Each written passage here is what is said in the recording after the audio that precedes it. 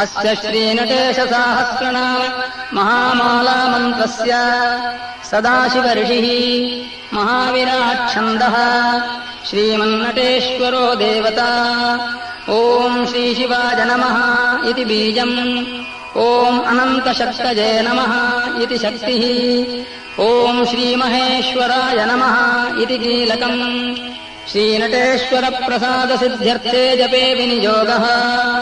ॐ नम्याय नमः अङ्गुष्ठाभ्याम् नमः। ॐ स्वाहा नमः तर्जनीभ्याम् स्वाहा। ॐ वषट्काराय नमः मध्यमाभ्याम् वषट्।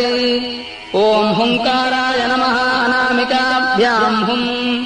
ॐ वौषट्काराय नमः कनिष्ठिकाभ्याम् वौषट्। ॐ फट्कराय नमः करतलकरपृष्ठाभ्याम् फट्। ॐ नम्याय नमः हृदयाय नमः। ॐ स्वाहा नमः शिरसे स्वाहा। ॐ वषट्काराय नमः शिखायै वषट्। ॐ हुङ्काराय नमः कवचाय हुम्। ॐ वौषट्काराय नमः नेत्रत्रयाय वौषट्। ॐ फट्कराय नमः अस्त्राय फट्।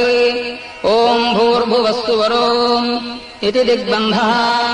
ध्यानम् ध्यायेत्कोटिरविप्रभम् तृणयनम् शीतांशुगङ्गाधरम् दक्षाङ्घ्रिस्थितवामकुञ्चितपदम् शार्दूलचर्माम्बरम् वह्निण्डोलकराभजम् डमरुकम् वामे शिवाम् श्यामलाम् कल्हाराम् जपस्रक्षुकाम् कटिकराम् देवीम् सभेशम् भजे। ऊर्ण्याससुडोलवह्निसुखभृद्वामम् कराम्भोरुहम् ढक्काच्छाक्षस्रकुत्वलाभयकरम् वामम् पदम् कुञ्चितम् उद्धृत्याधरभूतपृष्ठविलसत् दक्षाङ्घ्रिमर्धाम्।